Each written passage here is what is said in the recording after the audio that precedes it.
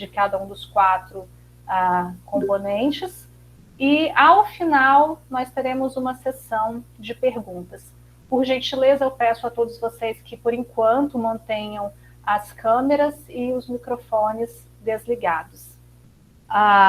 Bom, como eu mencionei, nós temos 4 comunicadores, né? O primeiro deles é o Diego Aparecido de Souza Pereira. O Diego, ele é mestrando da Unicamp e ele é orientado, né, orientando pela professora Nery de Barros Almeida. É um aluno que cursou sua trajetória na Unicamp, né? A segunda comunicadora é a Maria Gabriela Moreira. Ela é da Universidade de Maringá, já finalizou a graduação e foi orientada pelo professor José Carlos Gimenez. A Maria Gabriela vai apresentar um trabalho sobre a Rainha Beatriz e as relações políticas entre Portugal e Castela nos séculos XIV e XV. Peço perdão, esqueci de falar, né? O tema do Diego é o localismo da heresia, conflitos territoriais e querela eucarística no século XI. O Diego vai apresentar um trabalho com essa temática. A nossa terceira comunicadora é a Letícia Daniele Diniz Vitor, também é aluna da Unicamp, graduanda, já finalista de curso, e atualmente ela é orientada pelo Leandro Teodoro, pesquisador e professor também da área de medieval. Hoje a Letícia vai conversar conosco sobre os filhos do diabo, a blasfêmia judaica na Castela dos séculos XIII e XV. E, por fim, nós teremos a comunicação do Guilherme Barbosa dos Santos. Guilherme, se eu não me engano, foi ingressante em 2019, né, também aluno da Unicamp. Foi meu aluno, inclusive, em 2019, na disciplina de medieval. Ele atualmente é orientando também do professor Leandro Teodoro. E o o Guilherme, ele vai falar sobre, vai trazer algumas notas de pesquisa sobre a retórica visual da emblemática de Juan de Borja. Bom, então, esses são os nossos 4 comunicadores e suas respectivas apresentações, que são fruto das pesquisas que eles desenvolvem atualmente, seja no mestrado, seja na graduação. Convido, então, agora o Diego para apresentar o seu trabalho e os resultados da sua pesquisa. Obrigado, Keren. Boa tarde. Só então vamos projetar o slide. Deixa eu esperar um pouquinho só. Enquanto isso, eu posso ir fazendo algumas apresentações para não perder muito tempo. Como a Keren já disse, meu nome é Diego Pereira, eu faço atualmente mestrado na Unicamp, e o mestrado é o desenvolvimento justamente da pesquisa de iniciação científica, cujo trecho eu vou apresentar para vocês aqui hoje. Então, seguindo aí as regras da CEPEG de só passar coisas da graduação, eu resolvi pegar a última parte da minha iniciação científica, os últimos 4 meses, e mostrar para vocês um fragmento da pesquisa que eu acho interessante. Para isso, será que fica mais fácil projetar aqui o slide? Se tiver algum problema? Não, tá vindo agora já. Perfeito. Obrigado, muito obrigado. Então, é isso. A apresentação se chama Localismo da Heresia, Conflitos Territoriais e Querela Eucarística no século XI, como a Keren já bem disse. Eu faço parte também do Laboratório de Estudos Medievais, assim como a Keren, somos colegas de laboratório e de orientação. E a pesquisa foi financiada pela Fundação de Amparo à Pesquisa do Estado de São Paulo, a FAPESP, como eu vou falar em seguida. Pode passar, por favor? Obrigado. Bom, então, falando rapidamente da trajetória da pesquisa, eu comecei a trabalhar com esse tema no final de 2017, e a pesquisa que foi derivada se intitulou Controvérsia Eucarística, um estudo acerca das relações entre teologia e sociedade no século XI do Ocidente medieval. Como eu disse, eu comecei a pensar nesse tema no final de 2017, eu conheci a controvérsia eucarística, o que ela era, e eu vou falar um pouquinho disso já, para introduzir-los ao tema, mas a pesquisa se desenvolveu de maneira financiada, para valer, né, como a gente diria, entre setembro de 2019 e dezembro de 2020, então ela acabou há pouco mais de 8 meses, e como eu disse, a apresentação que eu vou fazer para vocês aqui agora, ela diz respeito aos últimos 4 meses de pesquisa, a extensão que nós pedimos para a FAPESP para tratar desse tema em específico, que é justamente da dimensão local, da dimensão da política local, e como que ela vai influenciar ou não a construção da heresia, a caracterização da heresia. Para isso, pode passar, por favor? Eu introduzo aqui para vocês um pouquinho do que é a querela eucarística, né? Eu coloco lá no título, ao final, a querela eucarística, e antes de falar justamente das dimensões locais, cabe explicar um pouquinho o que é essa disputa, o que é essa controvérsia, ou então essa querela. A querela eucarística vai ser uma disputa teológica em torno da interpretação do sacramento eucarístico. Vamos aos poucos, né? Depois de falar uma frase meio complicada. Vai ser uma disputa entre mestres de escola, que são, em sua maioria, clérigos, numa região francesa, do condado de Anjou, um pouco abaixo da Normandia, vai ter um mapa daqui a pouquinho, mais para frente, para vocês entenderem um pouco melhor, no século XI, e eles vão discutir como que a Eucaristia tornaria-se o corpo e o sangue de Cristo. Como que o pão e o vinho tornariam-se corpo e sangue de Cristo, no sacramento da Eucaristia, celebrado ao longo das missas, né? Então a gente está falando de um contexto católico, um contexto clerical, e uma discussão teológica. E ela vai ser, a querela vai ser protagonizada por duas figuras principais, que eu coloco aí no slide de vocês também, que vão ser, em primeiro lugar, Berengário de Tours e Lanfranc de Beck, esses dois mestres principais, essas duas figuras centrais para a gente, e depois alguns outros mestres também, que vão escrever, Witmundo de Aversa, que vai ser discípulo de Lanfranc, e Alberico de Monte Cassino. Todos esses três, depois do Berengário, então Lanfranco, Witmundo de Aversa e Alberico, serão opositores de Berengário, tá? Isso vai ser importante para a gente já já. Então, em primeiro lugar, só o que estava em pauta, em segundo, quem eram os agentes, e aí em terceiro, só para dar a dimensão temporal disso, esses debates vão se estender entre 1050 e 1079. Eu escolho essas datas porque são, no caso de 1050, as primeiras condenações conciliares de Berengário, né?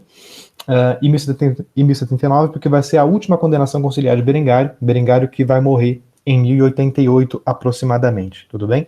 Então, esse primeiro slide para dar um pouquinho de dimensão do que a gente está falando quando se trata de uma querela eucarística, né? E aí, nesse intervalo, os concílios vão ser ao menos 8 condenações conciliares de Berengário, e o debate vai se desenvolver em torno de tratados teológicos que vão ser escritos e enviados a esses mestres envolvidos, e serão ao menos 5 tratados nesse período aí que eu coloco para vocês de 29 anos. Tudo bem? Pode passar, por favor? Agora sim, para o que nos interessa mais, a gente começa a falar um pouquinho do localismo. A controvérsia eucarística, eu tenho percebido isso desde que eu comecei a estudar ela é vista muitas vezes como apenas um debate teológico. E quando eu coloco aqui, porque eu vou falar de um pouco de política, de dimensão local, eu não quero dizer que não exista uma dimensão teológica da controvérsia, que ela não se dê em torno da Eucaristia, que a Eucaristia não seja uma coisa importante, que o sacramento não seja, etc. Não quero dizer nada disso. Eu quero apenas dizer o seguinte: existe, para além da discussão teológica, e é isso que nós conseguimos observar justamente com esse período de pesquisa final da iniciação e que deu origem ao mestrado que eu desenvolvo hoje, existe, para além da dimensão teológica, uma dimensão política que se desenvolve de acordo com as alianças políticas dos condados e ducados, que tem influência direta nas condenações de Berengário. Então, se eu disse anteriormente que nós temos um debate teológico e que Berengário de Tours vai ser ali um contra vários outros, ele vai ser condenado por heresia, ainda que morra de velhice, mas ele vai ser condenado 8 vezes, e a grande maioria dos mestres que escrevem vão escrever contra ele, isso não é só por conta das ideias que Berengário tem e da interpretação eucarística que Berengário tem, tudo bem? Então, esse é o enunciado, né? Isso que é o interesse para partir para essa coisa que eu chamei de localismo, para a dimensão local, para a dimensão política local da construção dessa heresia. Então, quando eu e a Nery tivemos a intenção de pesquisar um pouquinho mais sobre a política local, a ideia era fazer com que a nossa análise tivesse uma abrangência um pouco maior. Para além de falar da discussão entre Berengário e Lanfranc, em primeiro lugar, ou então entre Berengário e Witmundo, de quais eram os sacramentos, como que os sacramentos se transformavam em uma realidade divina ou não, nós procuramos também entender como que estavam as relações entre o condado de Anjou, e no mapa eu coloco ali para vocês, tem um círculo um pouco esverdeado ali no meio, que é o condado do Maine, abaixo dele o condado de Anjou, e acima o ducado da Normandia. Então, a relação passa a se estabelecer, eu passo a estudar essas relações entre esses condados e ducados, para entender como que eles influenciam ou não na controvérsia eucarística, né? São esses os territórios principais. E para isso, eu aprofundei os estudos nos últimos 4 meses, justamente em referências que são, e eu coloco as referências no slide justamente para dar um pouquinho de susto, né, que são bem antigas. A segunda referência que eu coloco ali é um livro do Louis Halfin, Le Conte d'Anjou, 11e siècle, que é de 1906. A edição que eu li, a primeira edição. Então, só para dar a dimensão de que eu tive que voltar para conflitos territoriais que foram estudados por historiadores do século XIX, para entender justamente as guerras por cada pedaço de terra, por cada rio, etc. E, enfim, a partir daí que a pesquisa se desenvolveu, né? Das relações políticas mais chatas possíveis, mais velhas possíveis, e desses estudos. Além desse livro do Louis Halfin, também um do Olivier Guillot, Le Conte d'Anjou et son entourage, 11e siècle, que vai ser uma espécie de revisitação desses conflitos, já na década de 70, também em contexto francês. E aí um livro um pouco posterior, também, de Steve Fanning, que vai analisar qual era o papel do bispo de Angers nessas disputas territoriais, né? Então a gente está falando de conde, de bispo e de duque. Tudo isso para depois voltar a falar dos mestres e voltar a falar de Eucaristia. Pode passar, por favor? Perfeito. Então, colocado esse cenário e dito onde a controvérsia se passa, quais foram as coisas interessantes que nós encontramos, né, nesse período? Do lado do condado de Anjou, para falar um pouquinho então do Berengário, se encontra em Anjou um condado que desde metade do século X está em expansão. Isso nós vamos ver também no próximo slide, um mapinha que eu preparei para vocês. Mas é um condado em expansão. Ao longo da controvérsia, e pelo menos desde 1040, no século XI, o conde de Anjou vai se chamar Godofredo II, dito Martel, e ele vai estabelecer uma relação muito próxima com o mestre que nós já citamos lá no primeiro slide, que é o Berengário de Tours. Berengário vai ser arquidiácono da diocese de Angers, e sendo arquidiácono da diocese de Angers, ele estabelece uma relação não apenas clerical, não apenas teológica, não apenas eclesiástica, mas ele também estabelece uma relação secular com o conde, atuando como uma espécie de chanceler do condado, né? Então eu coloco justamente nos tópicos aí, até uma ilustraçãozinha embaixo, o papel de Berengário, ele é de mestre frente aos seus estudantes na Catedral de Tours e também frente ao seu bispo, mas ele também é o chanceler do condado. Então Berengário, tendo uma função eclesiástica, automaticamente passa a ter o que nós chamaríamos de uma função secular, uma função administrativa. Por outro lado, no Ducado da Normandia, aquele Lanfranco que nós citamos lá no começo, que vai ser o principal opositor de Berengário, ele também vai se encontrar dentro de um ducado em expansão, justamente o ducado normando, para quem não se lembra, ou então nem estuda a área, mas é justamente no século XI que os normandos chegam na Inglaterra, e tem a questão dos normandos também na Itália, etc. Então também é um ducado em expansão, e sob o duque Guilherme, ou então William, como quiserem chamar, Guilherme Conquistador, Guilherme Bastardo, a depender de quem escreve, que vai buscar Lanfranco na Itália.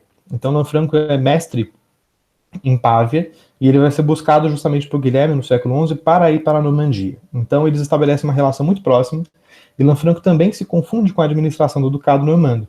Dito isso, nós podemos pegar um relato do século posterior de Guilherme de Poitiers, que vai dizer que Guilherme venerava Lanfranco como um pai, respeitava-o como um professor e amava-o como um filho ou como um irmão.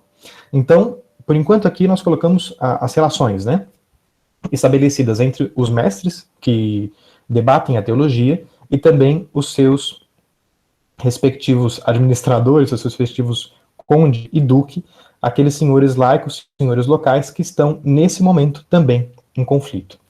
Pode passar, por favor? Nesse mapa que eu trago, para a gente poder observar um pouquinho, mostra a expansão de Anjou justamente, né? Esse mapa eu desenvolvi com a ajuda de softwares que a Unicamp assina, o ArcGIS Pro, e também materiais online de pesquisas colaborativas, e a gente consegue observar nos territórios, o contorno esverdeado é o território por volta de 1050. Então, o território já na fase final de expansão, né? Perdão, por volta de 1040. Errei ali por 10 anos. Mas, se a gente pegar as partes brancas, os diversos listradinhos ali em diversas direções, eles são territórios anteriores. E eles vão, como vocês podem observar, seguindo ali o fluxo do rio Loire, né? Acima dessa região, a gente tem ali no bispado, pontinho rosa mais acima, logo depois de 1050, o bispado de Le Mans, que vai ser importante justamente no próximo slide, para a gente tratar um pouquinho disso, mas o que importa, por enquanto, desse slide é mostrar como que os territórios de Anjou foram crescendo e como que Anjou foi se expandindo ao longo do século XI, né? Por favor, pode passar. Diego, uma observação. Perfeito, e agora então... 3 minutos. Perfeito, Keren, obrigado. Eu também tô de olho aqui no celular. Então, eu falei um pouquinho da expansão, né? E agora a gente passa para uma narração mais específica dos impactos de estudar um pouco essa expansão e quais relações ela vai ter ou não com a controvérsia. Dito isso, eu separei aqui uma listinha de fatos para tratar. Em 1036, o condado do Maine, que vai ser o condado acima de Anjou, que fica justamente entre a Normandia e Anjou, ali onde fica a Alemã, ele vai ter a sucessão simultânea tanto do seu conde quanto do seu bispo. Então o conde do Maine vai morrer e vai ter um sucessor, e o bispo de Man, que eu citei para vocês ali no mapa acima, também vai morrer e também vai ter um sucessor. O novo bispo de Man, nomeado vai se chamar Gevé, e vai expulsar o tio do novo conde. Então o conde do Maine, sucessor, ele era muito jovem, ele estava numa regência, um período de regência, como a gente conhece, para citar o caso do Brasil no século XIX, né, e ficar um pouco mais próximo a nomenclatura para a gente. O bispo de Le Mans vai expulsar o regente, que era o tio do conde, e ele vai tomar para si a regência. Godofredo, já citei para vocês, ele era o conde de Anjou, e ele vai então intervir, vai ser chamado a intervir no condado para tentar expulsar o bispo Gevé, e ele não vai conseguir, ele vai ser derrotado por Gevé.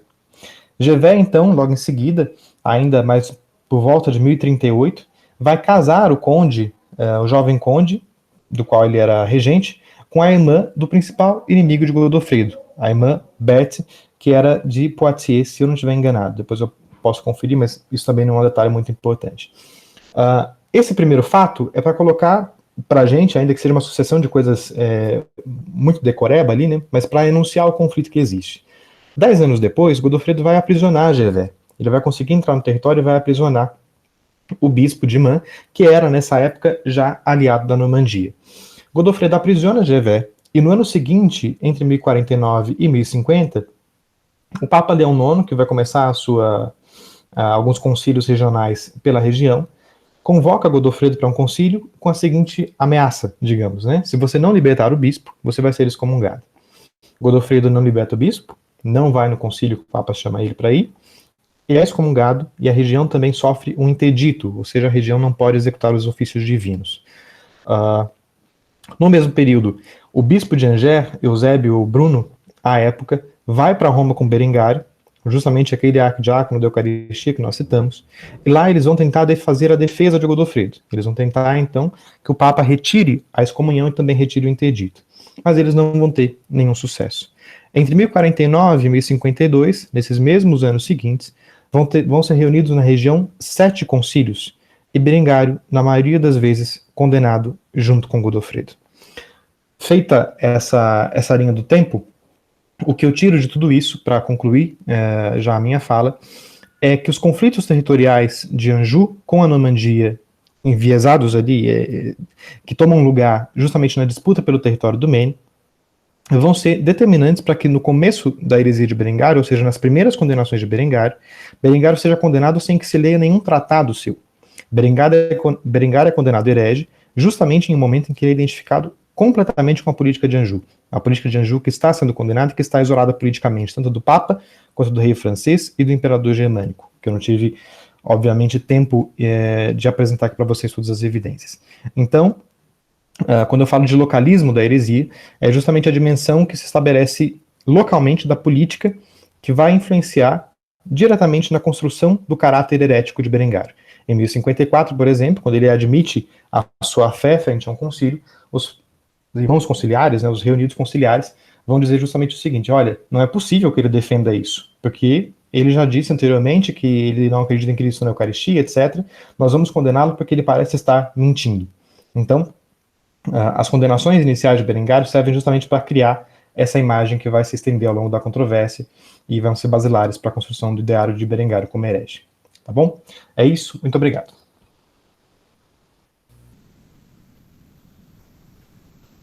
Muito obrigada, Diego, pela sua participação. Como eu disse inicialmente, né, as perguntas direcionadas ao Diego serão feitas ao final, quando nós abrirmos a sessão de perguntas. Agora eu convido a Maria Gabriela para apresentar a sua comunicação. Boa tarde, gente. Eu vou só pegar o slide aqui.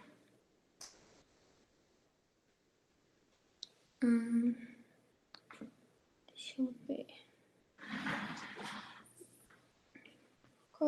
Aqui? Vocês estão vendo os slides? Sim. Ok, obrigada. Bom, meu nome é Maria Gabriela Moreira. Eu sou recém-graduada pela Universidade Estadual de Maringá. Essa apresentação é resultado de um projeto de iniciação científica que eu iniciei na metade do ano de 2019 e finalizei na metade do ano passado, de 2020. O título é A Rainha Beatriz e as relações políticas entre Portugal e Castela nos séculos XIV e XV, justamente porque o meu objetivo do meu orientador foi explorar esse campo político dos reinos de Portugal e Castela, principalmente Portugal, em um momento que ocorreu uma mudança dinástica em Castela, em 1369, e por fim ocorre o mesmo no reino português, sendo Beatriz a única e a última herdeira da coroa lusitana da dinastia Afonsina. E é por isso que, explorando a crise dinástica de ambos os reinos, que estão tão próximas no período, no tempo, a importância de fazer uma leitura dessa crise a partir de Beatriz, por ela ser a herdeira legítima de Dom Fernando I, último rei que governou Portugal na dinastia Afonsina. E é por isso que eu começo a minha apresentação introduzindo quem é Beatriz, infanta de Portugal e rainha de Castela. Eu busquei fazer uma revisão bibliográfica, sempre recorrendo às fontes escolhidas. Nesse caso, eu me aparei mais por um compilado de crônicas de Fernão Lopes, que é um cronista medieval do século XIV e XV, e algumas outras fontes só para fins de confirmação e confrontação de dados. Beatriz, ela é filha de Dom Fernando I e Leonor Teles. Ela nasce em 1373 e morre em 1420. E rapidamente eu gostaria de mencionar as várias propostas / acordos matrimoniais feitos para Beatriz. Foram 5 ao todo. São combinações de matrimônios efêmeras, que não duram, exceto a última, é claro. E Fátima Regina Fernandes, uma historiadora desse campo, ela aponta que essa sucessão de propostas mostram a dúbia e instável posição de Dom Fernando diante as frentes políticas de aliança empreendidas durante seu reinado. Sendo o matrimônio entendido como uma ferramenta política dos reinos, nós notamos em Dom Fernando I um rei um tanto hesitante e instável em suas políticas por meio desses tantos acordos matrimoniais feitos em nome de Beatriz. A questão da legitimidade.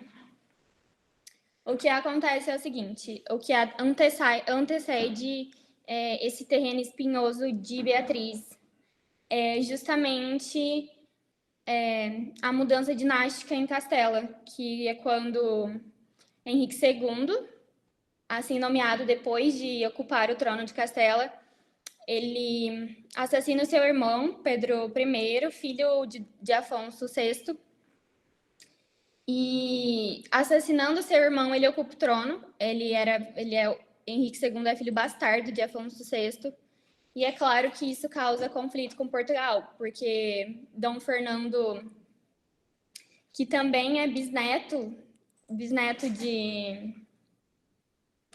Sancho IV de Castela, através da sua avó paterna, né, Beatriz de Castela, ele exige seu direito ao trono. Ele não queria que um bastardo ocupasse esse trono.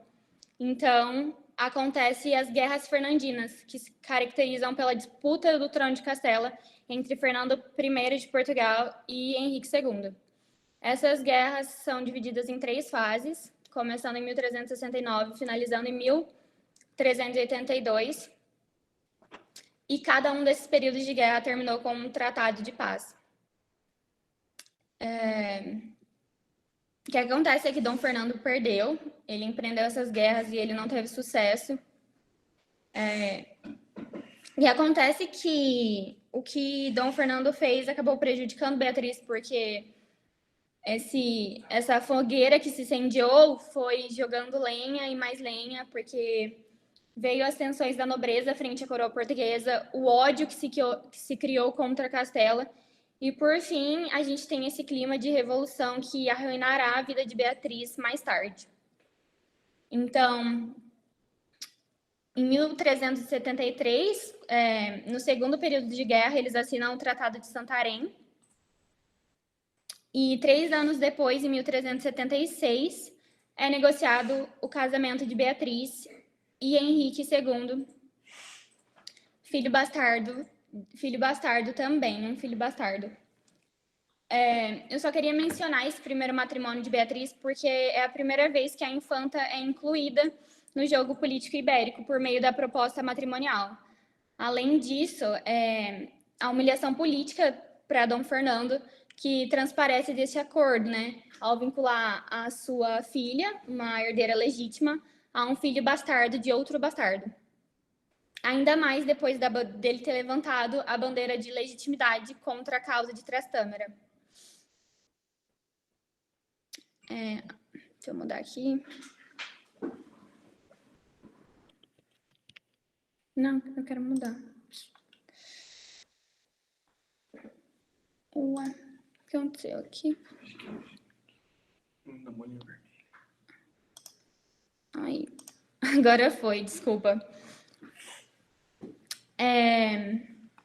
A valorização da diplomacia.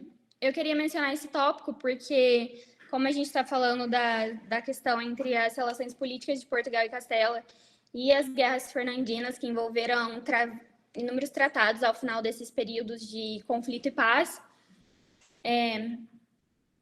as relações políticas entre esses reinos da segunda metade do século XIV e todo o século XV contaram com um período de alternância entre conflitos armados e diversos períodos de paz, de largos períodos de paz, justamente por essa valorização da diplomacia que se tomou. Então, por exemplo, os diversos acordos matrimoniais que fizeram em nome de Beatriz é justamente um resultado dessa valorização da diplomacia no território ibérico, porque a gente tem aí eles terminando um conflito com um tratado de cooperação militar, um tratado de paz ou uma aliança matrimonial, que é, no caso, o que acontece com Beatriz.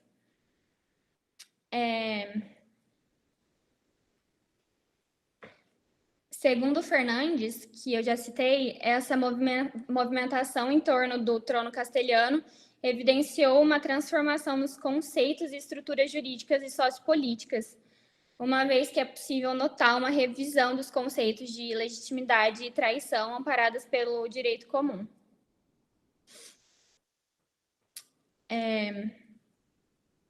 A crise dinástica portuguesa. A gente tem aí, eu coloquei alguns personagens para a gente entender a crise dinástica portuguesa rapidamente.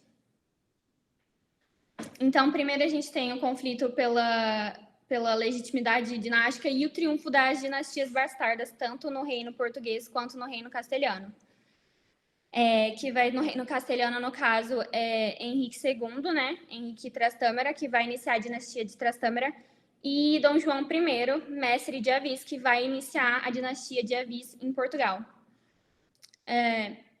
Ambos esses conflitos e ambos esses sucessos das dinastias bastardas, né?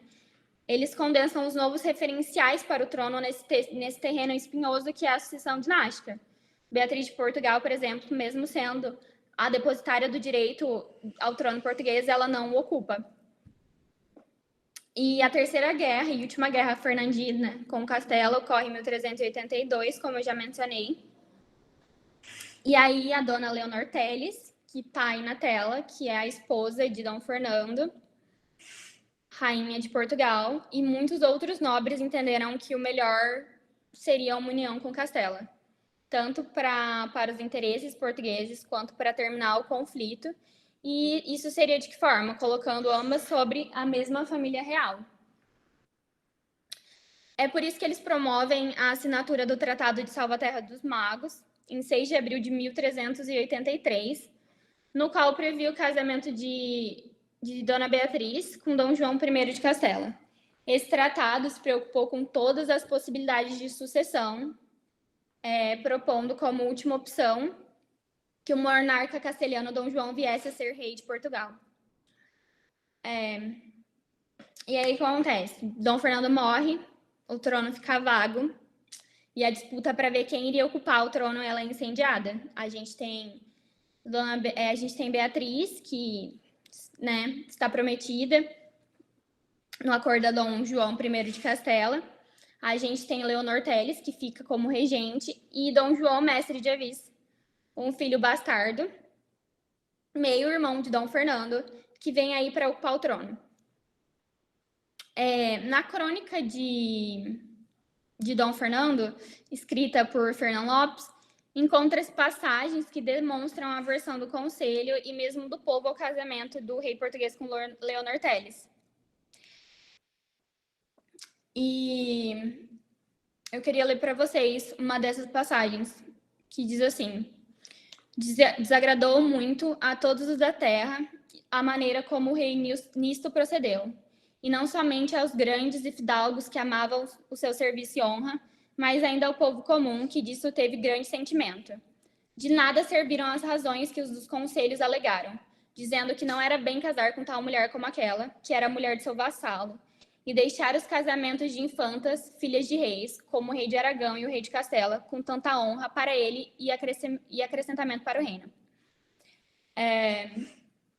Ele também escreve que esse casamento com Leonor Teles causou grande desgosto a deuses e aos fidalgos, que se de fato Dom Fernando tomasse Leonor Teles como mulher, isso não convinha ao Estado, que era melhor que tomasse filha de algum fidalgo que de quem tivessem filhos legítimos. E por que eu estou dizendo isso a respeito do casamento de Leonor Teles e Dom Fernando?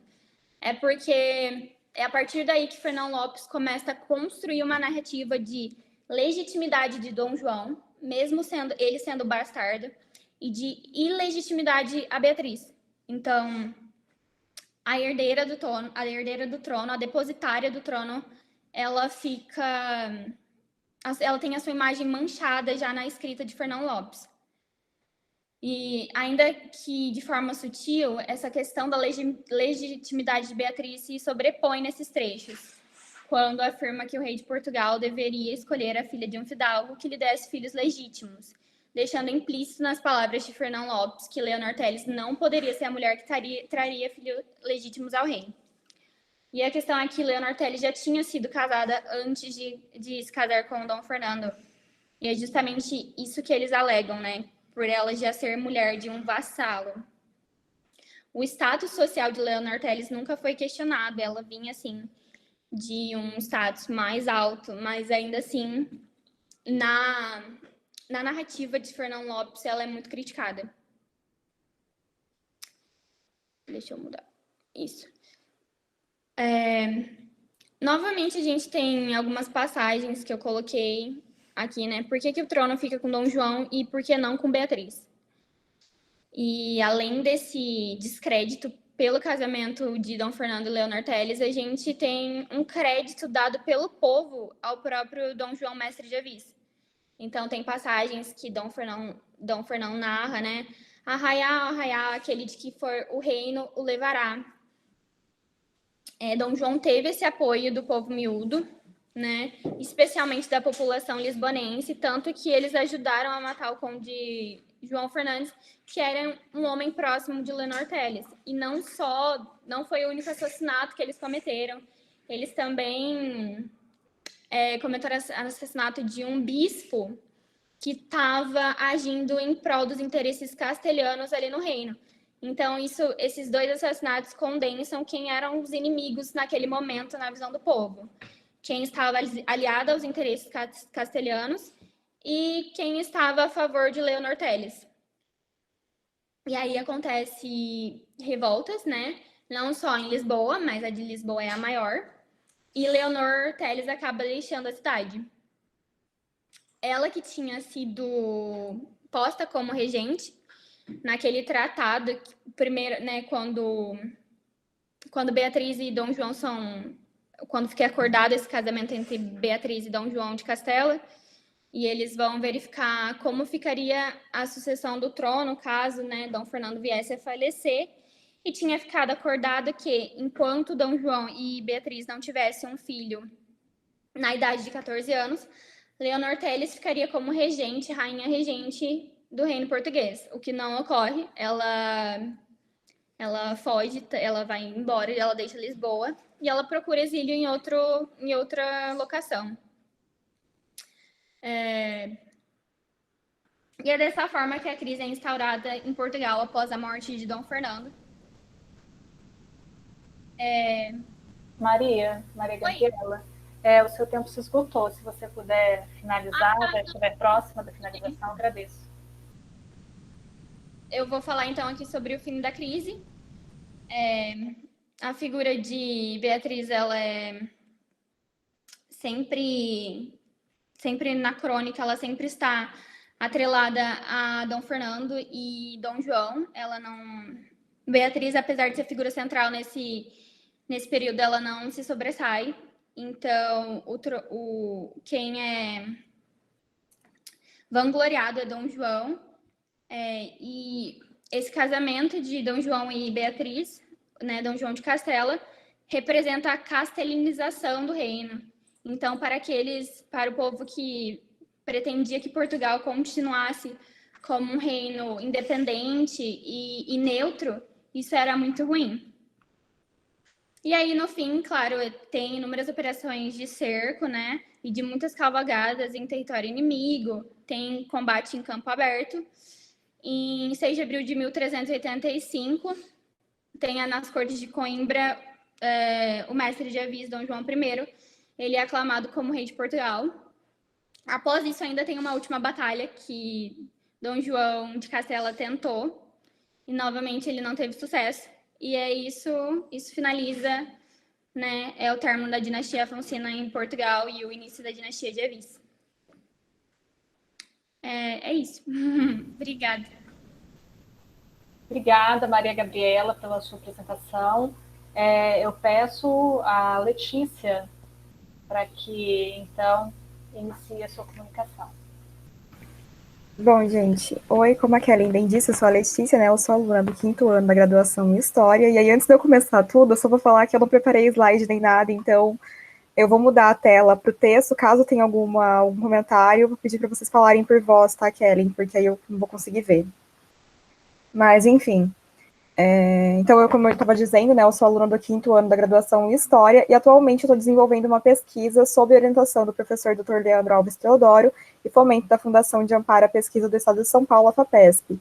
E, em linhas gerais, a minha pesquisa ela se centra sobre a temática da correção da blasfêmia e a conversão dos judeus em Castela no final do século XIII e início do século XIV, a partir dos escritos do converso Afonso de Valladolid. E como não é possível abordar a pesquisa inteira no tempo que a gente tem, eu optei por trazer o ponto que para mim foi o central e o ponto da qual minha pesquisa começou a tomar forma, que é justamente a relação entre os judeus e o diabo, lógico, isso aos olhos cristãos. Então, para isso, essa comunicação ela traz uma parte da análise do Tratado contra as Hadas e do Livro das Três Crenças, ambas atribuídas ao Afonso de Valladolid, e com isso eu busco entender um pouquinho mais com vocês quais são os edificadores dessa imagem do judeu como protótipo do mal através da fala, e principalmente através da blasfêmia de quem os judeus tornaram-se símbolos.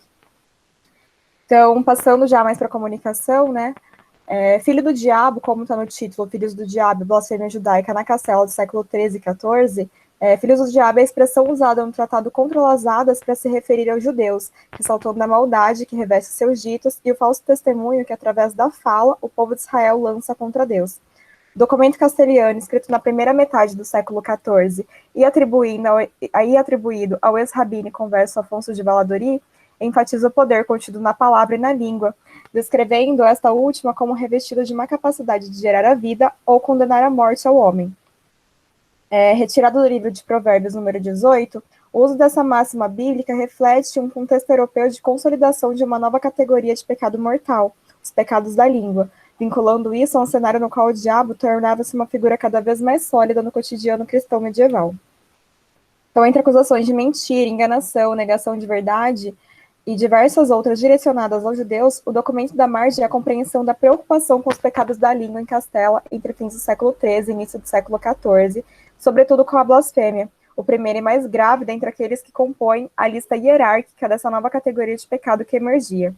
Assim, ao explicar sobre a maldade dos sábios que fazem crer que Deus ordenou as fadas, as venturas, para que o homem fizesse bem ou mal, o texto destaca a falsidade que reveste aqueles a quem define como seguidores e propagadores de uma falsa crença. Nesse ponto, nota-se, portanto, o início de um entrelace entre os judeus e a ideia do mal, descrito mais adiante como sendo o atributo do diabo, visto que com sua bondade, Deus fez todas as coisas, exceto a mancha do pecado. No livro das Três Crenças, também atribuído ao Afonso de Valladolid e escrito na primeira metade do século XIV, o autor ressalta que, tal como teria dito Davi em hebraico, bem-aventurado é aquele que não anda sobre os maus conselhos e nem junto aos pecadores, mas que é de sua vontade andar junto à lei de Deus. O documento define que esses sábios judeus, eles negam o nome do Criador e por isso desonram e menosprezam sua lei.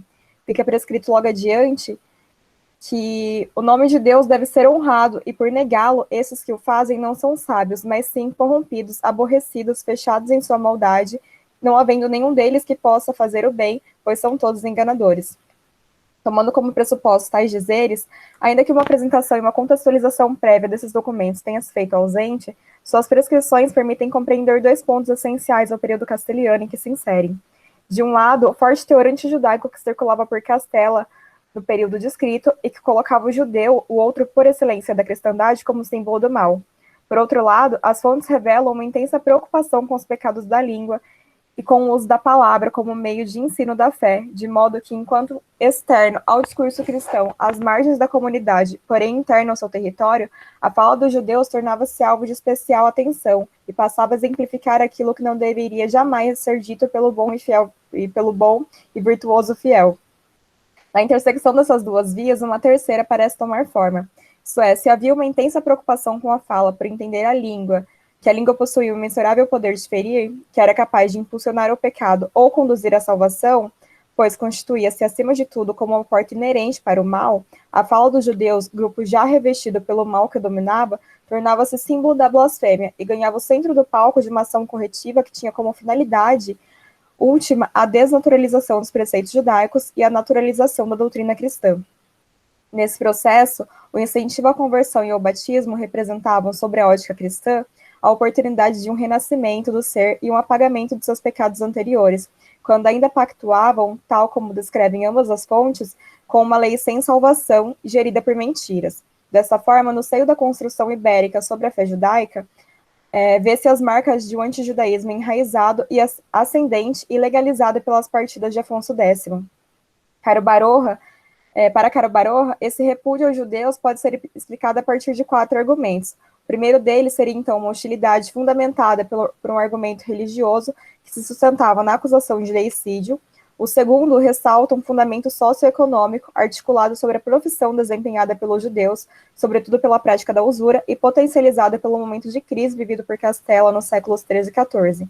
O terceiro está vinculado a um fator étnico, cuja a definição de rasgos físicos criava uma diferenciação entre cristãos e judeus, muito presente nas representações visuais.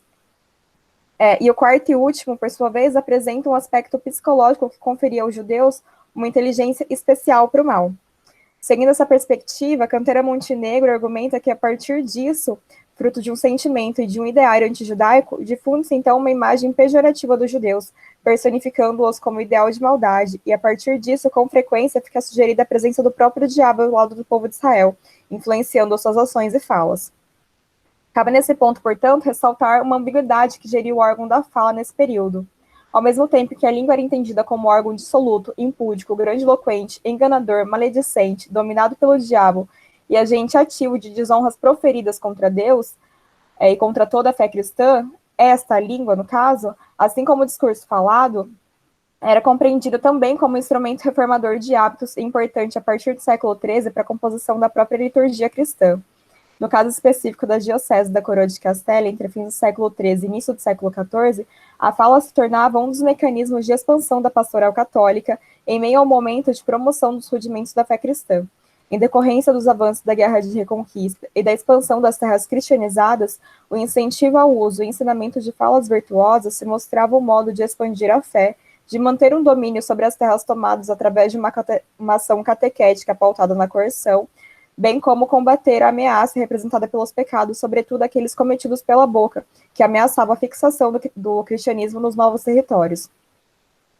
O ponto é que os anos centrais da Reconquista, ou seja, do século XI ao século XIII, eles foram marcados por uma intensa migração dos judeus de Al-Andalus, lá no sul da Espanha, para os territórios pertencentes à coroa castelhana. Em decorrência disso, no século XIV, Castela se vê mergulhada com uma intensa preocupação com a formação de fiéis, impulsionada pelo perigo representado pelos judeus, cujos costumes e falas precisavam ser desnaturalizados para que a fé cristã se consolidasse nas terras tomadas dos mouros e habitada, então, pelos judeus. Nesse momento, no qual a promoção de materiais de cunho catequético era impulsionado, Castela passava a compreender a palavra como um meio de ensinar sobre a fé cristã aos cristãos novos e velhos, bem como convencer os judeus à conversão, sob a justificativa de colocá-los no caminho da salvação, o único que poderia livrá-los da maldade, da dominação do diabo, dos pecados e das desonras que proferiam recorrentemente contra Deus. Logo, além da culpabilização das falas pecaminosas cometidas pelos judeus, os pecados da língua tornavam-se palpáveis e a sua correção justificada. Assim, afinal, assim como descreve o Tratado contra Lausadas, Deus não queria ver os homens assim como Deus não queria ver os homens assim como os que são falsos, esses falsos de maldade, que são mentirosos, falsos, filhos do diabo, seguidores de uma falsa crença, e que isso os torna herege por natureza. Esses falsos sábios, escreve a fonte, tentam a Deus dizendo que esses fez as fadas, os planetas, os dias aziados, as horas minguadas, para que Deus pecasse, para que o homem pecasse e errasse contra ele. Isso é o que dizem no documento, que demarca os maus e falsos blasfemadores que dão falso testemunho contra Deus e que pecam em tudo, e que não pecam em tudo, senão em crer em uma falsa crença, que traz o diabo escondido em si. Em um momento na qual a vívida presença do diabo ameaçava o interior dos muros da cristandade, a lógica dual que a definia colocava o pertencimento e o zelo pela lei de Deus como polo correspondente ao lado bom do mundo. Ao passo que tudo que desviasse, ainda que minimamente, do ideal cristão, era atribuído à influência do diabo e, portanto, deveria ser despachado a ele, tal como dita o livro das Três Crenças. O documento também descreve que os sábios judeus não são sábios por falharem no entendimento da trindade de Deus, que se manifesta no corpo, na alma e na palavra do homem. Pois, em outros termos, por não acreditarem em Jesus, os judeus falham no entendimento da trindade inexistente para eles, fazendo com que suas palavras se tornassem reflexo dos transtornos e do endurecimento que habitava seus corações, perdido em maldades, falsidades, mentiras e blasfêmias. Desta forma, se os judeus negam a verdade de Deus e desonram o seu nome, se a blasfêmia da boca, dentro da perspectiva de Tomás de Aquino, refletia uma blasfêmia do coração, o povo a quem recaía a acusação de deicídio só poderia ser filho do próprio diabo, tamanha maldade e recusa em crer no Deus verdadeiro. A dupla definição da blasfêmia enquanto uma ofensa contra a divindade e a verdade é, portanto, o que transformava a fala dos judeus, não só a verbal, mas o pensamento, suas crenças, em um símbolo desse pecado. Protótipos do mal, negadores da verdade cristã, questionadores da virgindade de Maria, deicidas, incapazes de reconhecer Jesus como Messias, por professarem essa falsa crença e pela maldade sobre a ótica cristã que os dominava, os judeus tornavam-se autores de expressões verbais do Satã na terra. Por fim, já me encaminhando para a conclusão, no âmago dessa nova tática missionária, da qual Afonso de Valladolid é peça-chave, o ensino de palavras virtuosas aos cristãos novos se sustentava nas acusações de pecados direcionados contra o povo de Israel, sendo exemplificadas pelos próprios dizeres desses pecadores, seguidos de prescrições de correção, que é reforçado pelo uso de referências conhecidas, seja ela o Talmud, a Midrash ou o Antigo Testamento. Dessa forma, ao demarcar o pecado que habitava a língua dos judeus e explicar com os textos bíblicos conhecidos, as razões do erro, a fé cristã ia passo a passo adentrando a vida e os costumes judaicos de modo a impulsionar a conversão. Além da força coercitiva de cunho psicológico que faziam escolher pelo batismo, tais prescrições buscavam ainda motivar a autovigilância sobre a fala, definindo um contramodelo que não deveria ser seguido, justamente por representar aquilo que deveria ser combatido, ou seja, o pior dos pecados da língua, a blasfêmia. E é isso. Espero que tenha dado para entender um pouquinho. Obrigada, Letícia. Aguarde minhas perguntas ao final. Eu e Letícia pesquisamos temas muito próximos, né? Bom, então, para a gente finalizar essa rodada de apresentações, eu convido o Guilherme Barbosa dos Santos, que vai apresentar notas, né, de pesquisa sobre a retórica visual da emblemática de Juan de Borja. Por favor, Guilherme. Boa tarde a todos. Meu nome é Guilherme, eu sou aluno do 3º ano do curso de História e eu sou membro do grupo de pesquisa O Ensino da Fé Cristã na Península Ibérica, financiado pelo projeto Jovem Pesquisador da FAPESP e sediado na Unicamp. A professora Kellen fez uma pequena confusão, na verdade esse não é o tema da minha pesquisa, eu acho que é o tema da pesquisa de alguém da sala de moderna, mas eu vou falar um pouco do meu tema. A minha pesquisa, ela trata de um opúsculo apologético, chamado De Seta Machomet, que foi escrito por um dominicano catalão no século XIII, em meados do século XIII, chamado Ramon Martí. Então, essa obra, ela traz em si um caráter de controvérsia, e ao que tudo indica, ela foi elaborada com o intuito de instruir os pregadores no trabalho missionário e na contestação das crenças islâmicas. Então, a partir dessa fonte documental, eu procuro catalogar os ensinamentos e as admoestações relacionadas ao sacramento do matrimônio, com o intuito de identificar as práticas muçulmanas, que eram alvos de denúncia nessa obra, e o modelo de vida conjugal prescrito aos infiéis e recém-convertidos. Então, a presente comunicação é um desdobramento desse trabalho investigativo. Tudo bem, professora, sem nenhum problema. Então, eu não preparei slides, mas eu vou tentar compartilhar o meu texto. Eu preparei um texto para essa apresentação. Só um segundo.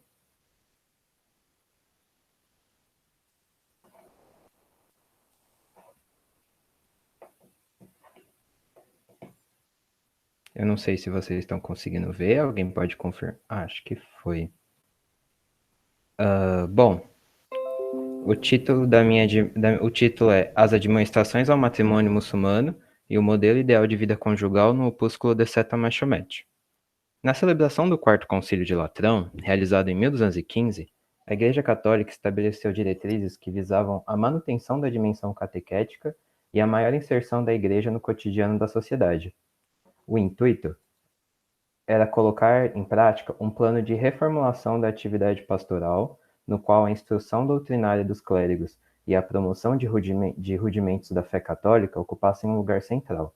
Durante esse processo, as ordens mendicantes atuaram na linha de frente dos anseios da Igreja, mostrando-se eficientes e inovadoras organizações, capazes de difundir a catequização entre os leigos. Fundada no ano de 1216 por Domingos de Gusmão, a Ordem Dominicana trazia em suas premissas básicas a diligência pelo estudo e a dedicação à ação missionária. A Ordem de São Domingos foi responsável pela formação de notáveis pregadores e escritores de obras apologéticas que foram fundamentais no trabalho missionário entre os infiéis e na contestação de suas crenças. Dentre eles, destaca-se o catalão Ramon Martí, responsável pela produção de obras que contestam o islamismo e o judaísmo. Ele é o autor do opúsculo De Seta Machomet, no qual é construída uma argumentação apologética contra o profeta Maomé, sua doutrina e as práticas islâmicas. Nessa obra, os hábitos da vida conjugal se constitui como o principal foco das advertências do autor, sendo corrigidos à luz dos preceitos da doutrina cristã. A comunicação em questão visa apresentar quais práticas muçulmanas eram alvos de repreensão e, em contrapartida, elencar quais eram os ensinamentos ofertados a respeito do matrimônio. O objetivo é elucidar qual era o modelo ideal de vida conjugal prescrito na obra e como o opúsculo se insere em um contexto de renovação pastoral através da via missionária. No capítulo intitulado Imundícias de Maomé, Ramon Martí inicia o texto afirmando que seu objetivo é apresentar dizeres e ações do profeta Maomé que comprovem que ele era, em suas palavras, imundo e pecador. Tendo como base trechos do Alcorão e de outros livros de referência do islamismo, o autor condena Maomé por ter nutrido relações luxuriosas com suas esposas, visto que todos os dias ele se deitava com elas em busca de prazer.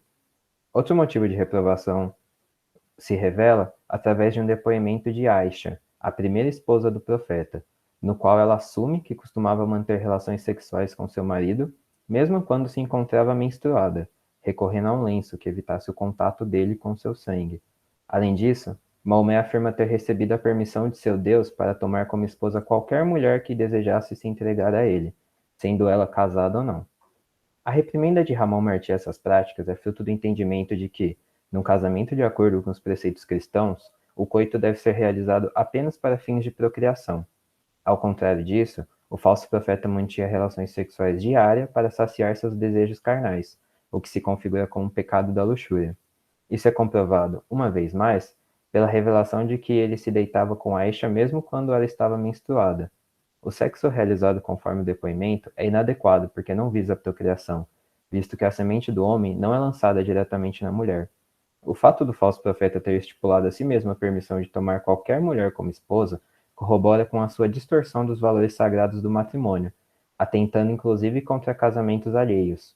Suas ações são, portanto, visivelmente impuras e condenáveis. Dando prosseguimento aos eventos da vida de Maomé, Ramon Martí relata um ocorrido entre o falso profeta, Aisha, e uma concubina chamada Maria, a cópita. Tendo se reunido com Maria na casa de Aisha, Maomé foi surpreendido com a chegada de sua esposa, que muito se enfureceu em encontrar seu marido com outra mulher em sua residência. Como maneira de apaziguar os ânimos dela, o profeta fez um juramento de jamais voltar a se relacionar com a concubina. No entanto, o profeta quebrou sua promessa e reencontrou Maria em outra ocasião. Segundo o autor, em decorrência desse acontecimento que Maomé instaurou aos sarracenos a expiação dos juramentos. Na lei islâmica, uma promessa pode ser rompida de acordo com uma expiação ou compensação equivalente. Tendo em vista a traição cometida ao juramento estabelecido com sua esposa, o dominicano aponta que a decisão de Maomé possibilitou que os homens cometessem perjúrio contra suas esposas, o que é claramente contrário aos preceitos estipulados por Deus. Ou seja, além de cometer o pecado do adultério, o falso profeta descumpriu com sua palavra e insistiu na infidelidade. Depois de apresentar os acontecimentos da vida de Maomé, que o definem como imundo e pecador, Ramon Martí se debruça sobre as leis deixadas pelo profeta aos sarracenos. Logo no início do capítulo Leis de Maomé, o autor define que um dos sinais que comprova a veracidade de um profeta é se as leis transmitidas por ele são benignas e santificadas. O dominicano adianta que esse não é o caso das leis islâmicas, pois elas se caracterizam como imundas, nocivas e malignas. O primeiro ordenamento tratado se refere à quantidade de esposas e concubinas que um sarraceno pode ter. Segundo a interpretação de Ramon Martí acerca do Alcorão, o homem pode ter 4 esposas e quantas concubinas puder sustentar. Ele eminentemente aponta que essa lei é falsa, e a iniquidade desta reside no fato de promover o adultério e a fornicação entre os homens. Indicando um exemplo bíblico do livro de Gênesis, o autor afirma que a vontade de Deus é que cada homem possua uma única esposa, conforme é evidente na criação de Eva para Adão. De maneira irônica, ele argumenta que se Deus consentisse com a poligamia, teria criado diversas mulheres para Adão, tendo em conta que isso agilizaria a multiplicação do homem na terra.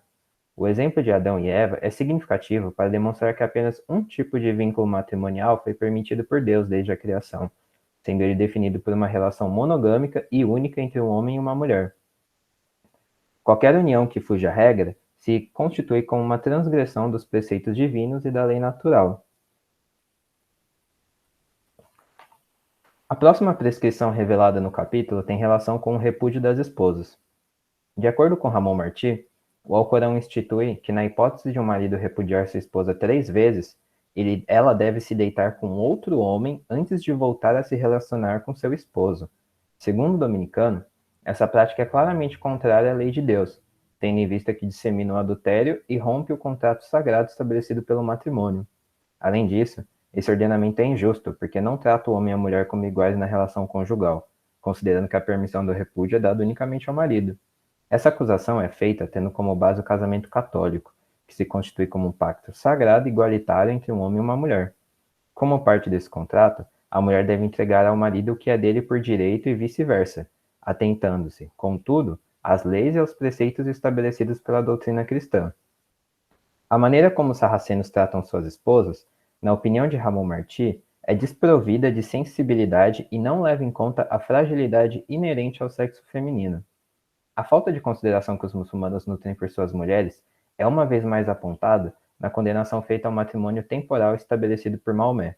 Segundo o autor, o falso profeta concedeu uma licença aos homens para que pudessem contrair um casamento temporário, desfrutar da relação sexual restrita ao santo matrimônio e abandonar as mulheres posteriormente. De acordo com o dominicano, essa lei esteve vigente durante toda a vida de Maomé e este não a revogou antes de sua morte, o que se configura como um sinal de consentimento. Seu veredito é que essa prática é uma transgressão dos preceitos divinos e do bom funcionamento do Estado, não sendo necessárias maiores reprovações para convencer homens honrados. O casamento segundo a lei muçulmana é aqui retratado como desprovido de santidade, benevolência e harmonia, movido apenas por desejos lascivos e impuros. Em contrapartida, o matrimônio cristão é virtuoso, sólido e benigno na comunhão entre as partes.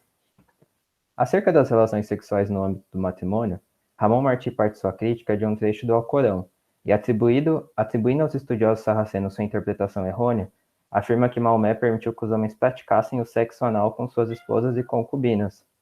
Essas práticas enfurecem o autor, que tece uma discordância estruturada em 5 pontos, sendo eles: 1. É uma blasfêmia insinuar que Deus, em sua infindável pureza, admitiria que um profeta transmitisse ensinamentos de tal índole.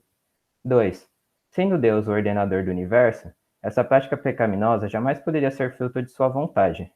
3. A lei natural detesta e proíbe essa prática, tendo em vista que não é observada nem entre os animais selvagens. 4. Esse vício irrompe a ira de Deus sobre seus filhos rebeldes. 5. Essa disposição impede os frutos da prole. Outro atentado contra a prole censurado pelo autor é a ejaculação fora do lugar devido, isto é, fora do órgão reprodutor feminino. Ramon Martí afirma que Maomé permitiu que os sarracenos, no decorrer de suas relações sexuais, ejaculassem fora do lugar devido.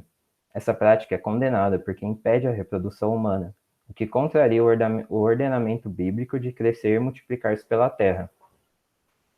Na concepção do autor, qualquer prática sexual que impeça a geração de filhos é condenável porque a prole é um dos bens máximos do matrimônio, sendo essa a principal razão para que as diretrizes cristãs sejam contrárias às estabelecidas por Maomé. O opúsculo de Seta Machomet, bem como outros trabalhos elaborados por Ramon Martí, estão inseridos em um contexto de reordenamento das atividades pastorais que ganhou fôlego no decorrer do século XIII. As diretrizes estabelecidas no Quarto Concílio de Latrão deram corpo aos anseios da Igreja, mas foi a atuação cotidiana das ordens mendicantes que colocou esse projeto em prática. A Ordem Dominicana, fundadora de centros de estudos de línguas na Península Ibérica e no norte da África, preparou clérigos capacitados para atuar entre os pagãos que residiam além das fronteiras do cristianismo. O trabalho de Ramon Martí se constitui como parte desse objetivo, tendo em vista que foi elaborado para capacitar pregadores na conversão dos infiéis e na contestação das crenças islâmicas. Esse esforço é visível na constituição dos capítulos da obra. Esse esforço é visível na construção dos capítulos da obra, que se iniciam com a exposição das práticas islâmicas para, em seguida, serem corrigidas de acordo com a doutrina cristã.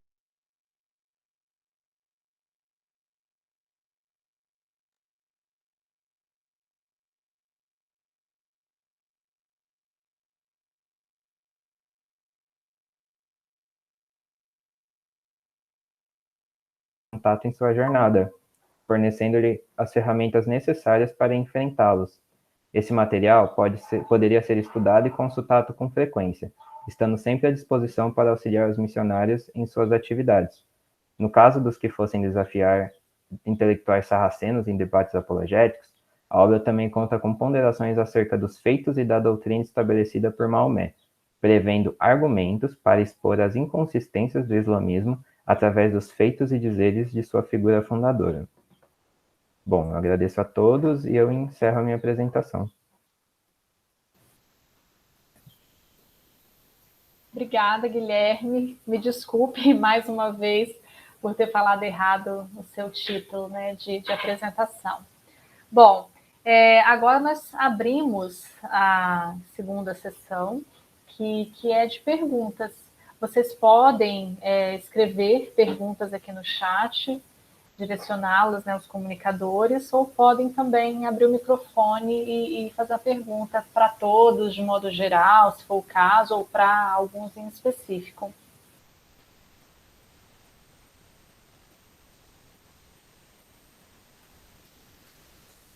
Alguém deseja fazer alguma pergunta?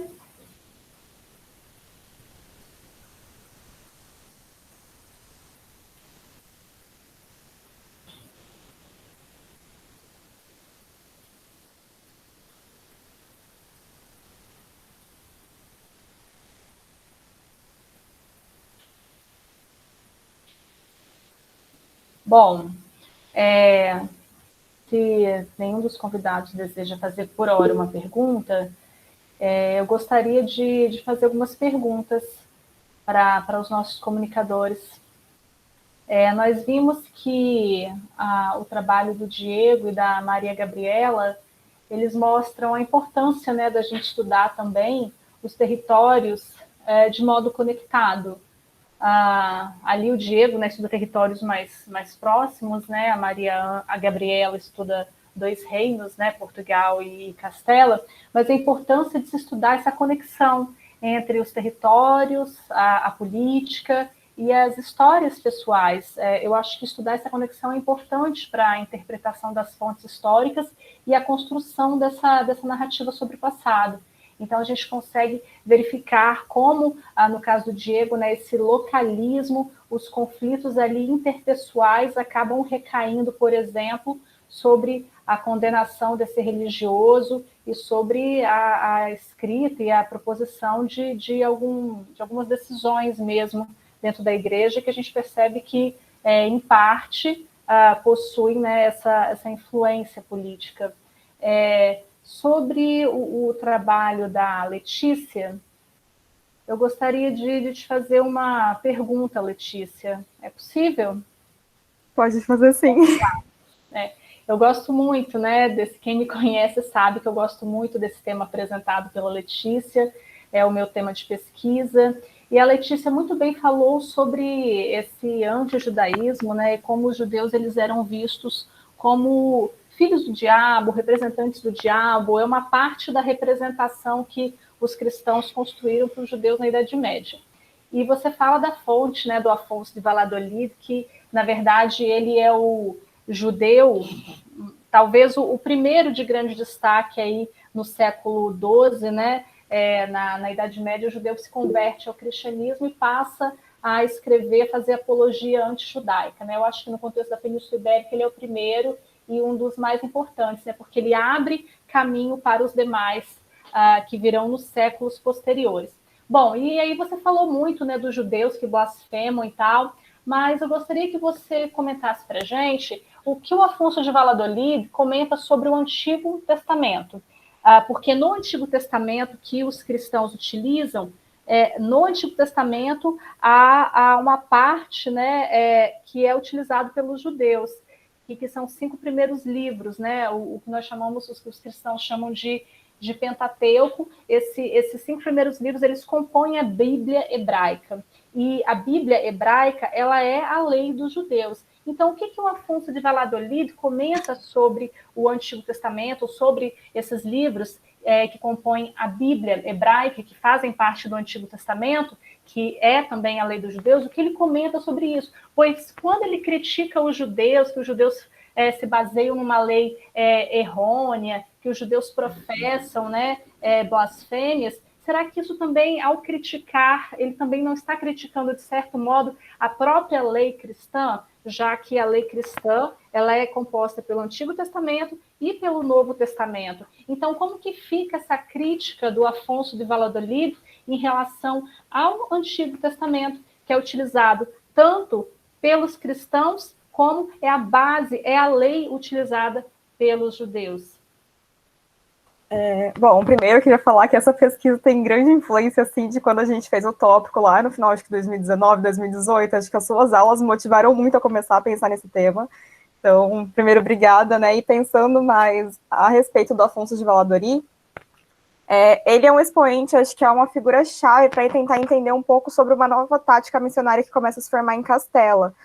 Então, o Afonso, ele usa muito dos textos do Antigo Testamento, da Midrash, do Talmud, para mostrar para os judeus o quanto aquilo que eles estão falando está errado. Então, é como se ele buscasse revelar a verdade cristã através dos textos bíblicos. E aí ele fala, usando sempre como exemplo de uma referência conhecida pelos judeus, e aí, lógico, né, ele tem uma intenção de causar uma pressão psicológica, um fator psicológico em cima desse para fazer com que os judeus entendessem que o que eles estavam falando, de acordo com a visão cristã, era errada, mas ele buscava fazer isso, então, né, tentar usar esses textos bíblicos de origem judaica do Antigo Testamento como uma forma de convencer os judeus à conversão e de corrigir também, a partir desses textos mesmo, aquilo que os judeus estavam falando errado. Então, se o judeu fala que, vamos pegar um exemplo da negação da verdade de Deus, ele apresenta um trecho do que um judeu falaria negando a verdade de Deus, e aí logo em seguida ele coloca, porque Davi disse isso em tal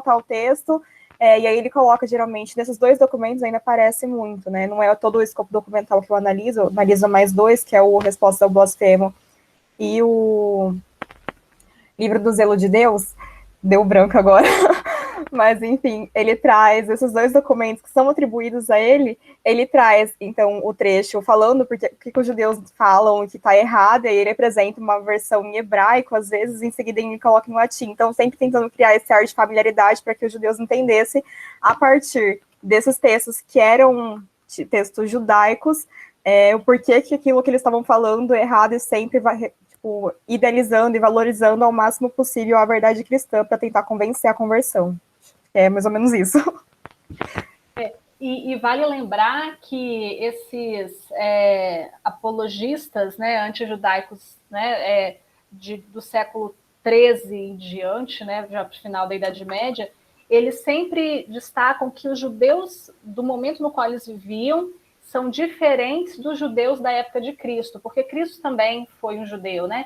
Então, a questão é que os judeus do século XII, XIII em diante, eles passam a usar o Talmud, que o Talmud ele é uma interpretação rabínica do Antigo Testamento, né, como os cristãos chamam, ou da Bíblia hebraica.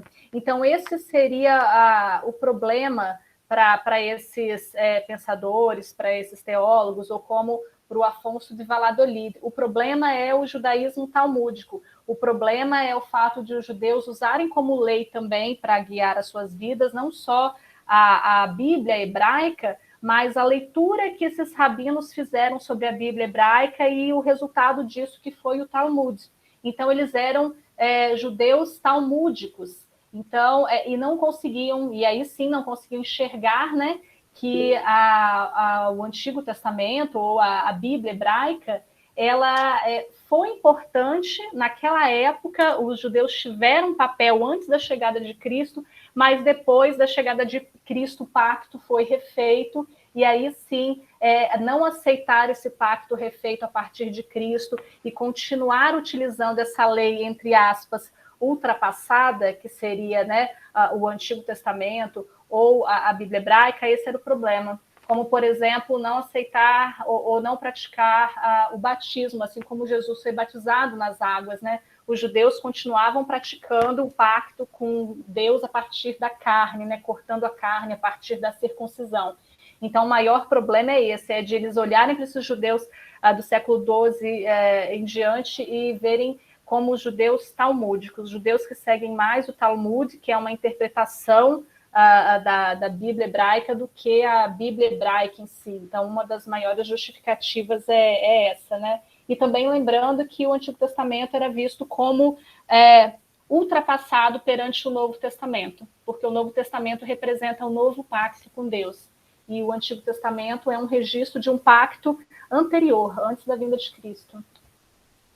Sim, e é importante colocar também que nas próprias fontes, né, não só nessas duas, mas nas outras duas que eu analiso também, o Afonso ele explica uma parte disso que você estava falando, de que no início esses judeus eles eram sábios, mas depois eles acabaram se corrompendo, e aí naquele momento, então, eles seriam um povo falso, enganador, mentiroso, e aí, lógico, né, tem que colocar todo o contexto no meio disso, mas ele traz justamente isso nas fontes, essa explicação.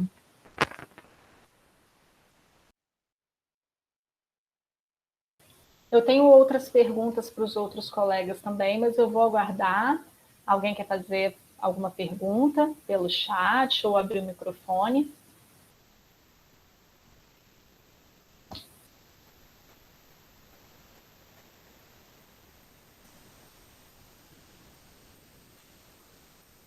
Bom, Guilherme, gostaria de te fazer uma pergunta que eu não sei se você vai poder me responder, porque eu acho que depende do andamento da sua pesquisa, né? Você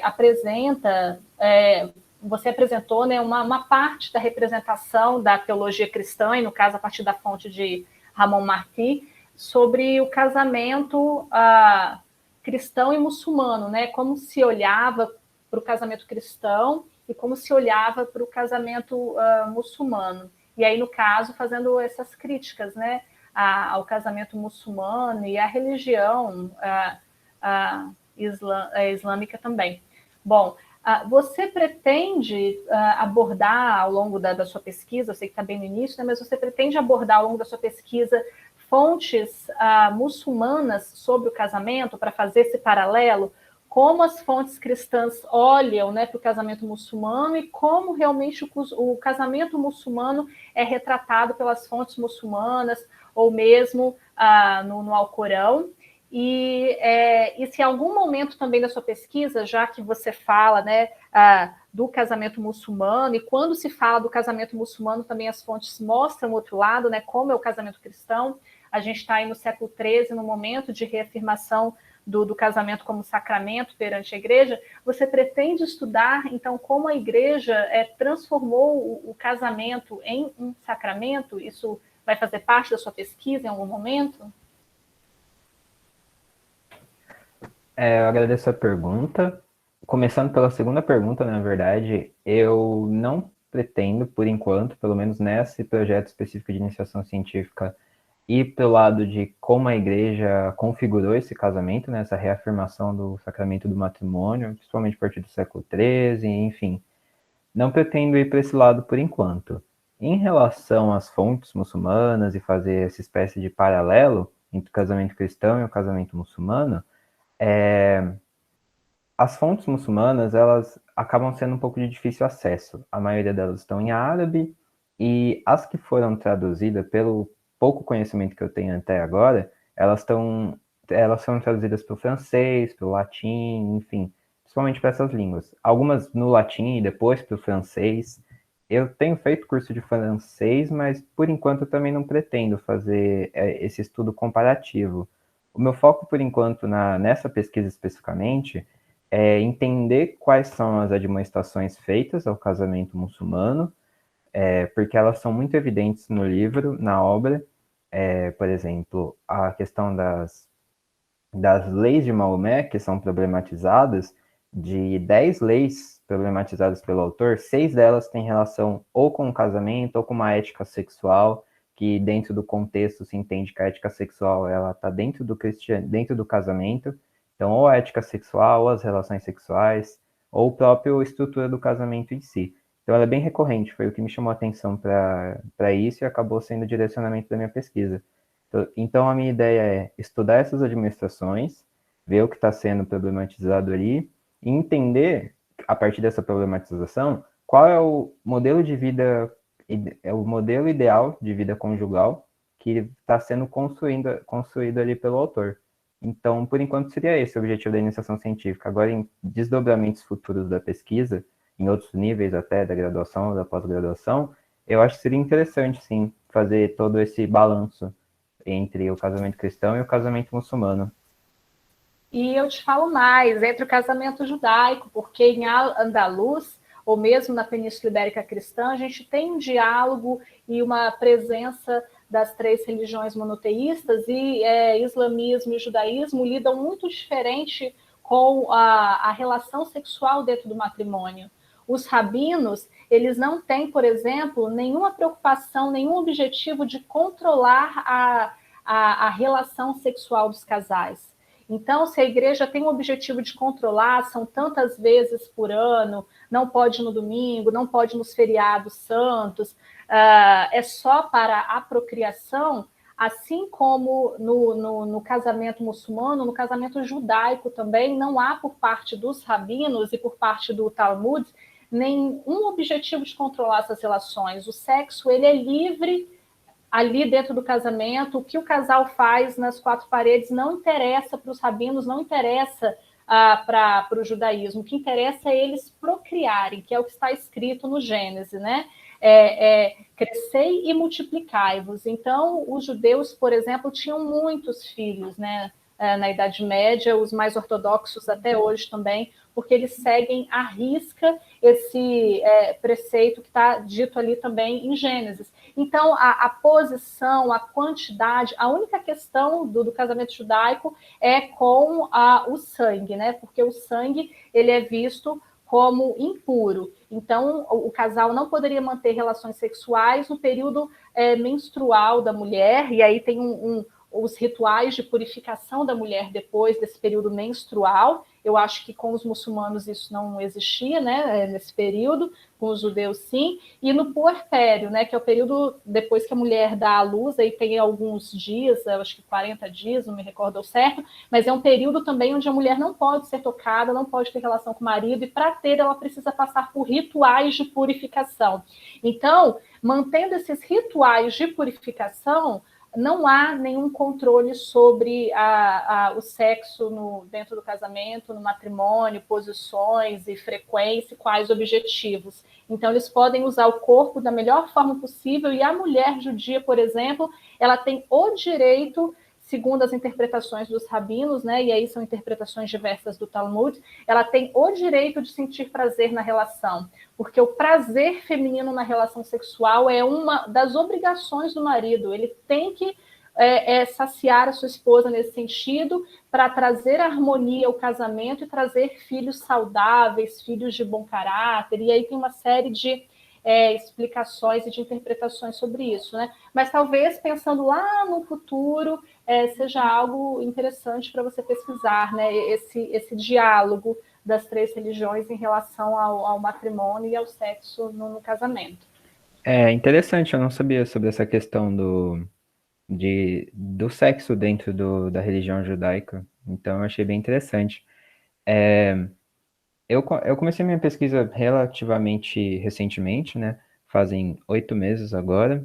Então, eu vejo que ela tem dois desdobramentos possíveis. Ou eu posso ir mais para o lado do matrimônio e estudar o matrimônio a fundo, ou ir para o lado da pregação e desse debate apologético e tudo o que envolve esse contexto, essa temática. Estudando sobre o casamento e principalmente sobre o sexo dentro do casamento cristão, eu li que alguns autores do período discutiam essa questão do prazer sexual mesmo, que era importante o prazer sexual, que inclusive ele ampliava a fertilidade da mulher. Então, imagino que, considerando que essa obra, eu não lembro agora o autor de cabeça que falou isso, mas enfim, se eu não me engano, ele era da Península Ibérica. Então é interessante saber sobre o judaísmo, porque talvez ali ocorreu alguma influência, alguma troca de informações sobre isso. Esse autor, no caso, ele é de uma corrente de pensamento muito específica, né? Óbvio que ela não era dominante no cristianismo naquele período, mas ele pensava nisso, que o prazer sexual poderia ampliar a fertilidade da mulher, então ele até, inclusive, falava como deveriam ser algumas posições que poderiam ampliar o prazer da mulher e, consequentemente, ampliar a fertilidade dela. Enfim, é um assunto muito interessante, tem muita coisa para ser estudada.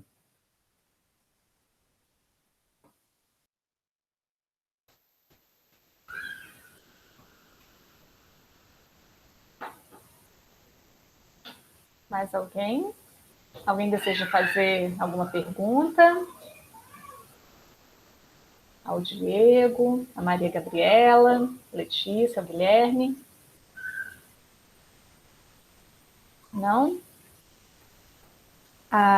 O Augusto, que está representando hoje aqui o terceiro seminário de pesquisa, ele quer dar um recado para vocês, gente, antes da gente finalizar a nossa mesa.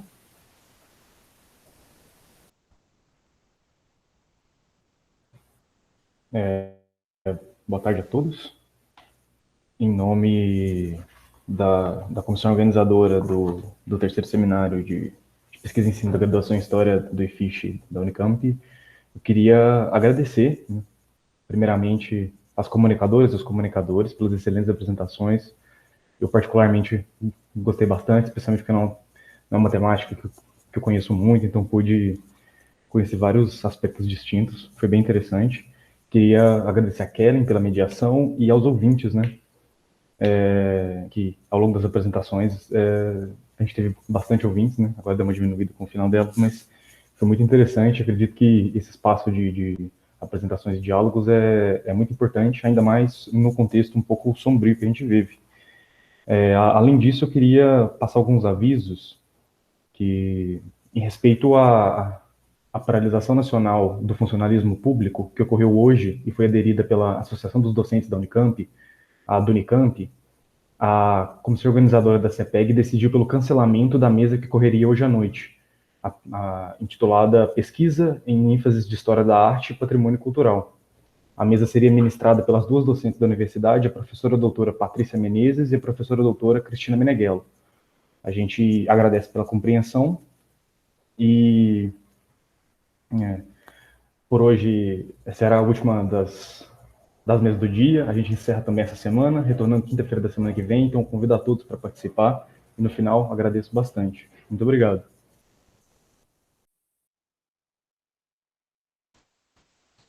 Obrigada, então, gente, pela participação de todas e todos e pela fala, né, dos nossos pesquisadores, com suas pesquisas iniciais em andamento ou já no mestrado, né, como o Diego. Foi muito bom passar essas 2 horas aqui com vocês e ouvi-los. Obrigada pela presença de todos e, então, nós podemos agora parar a gravação e encerrar a nossa mesa.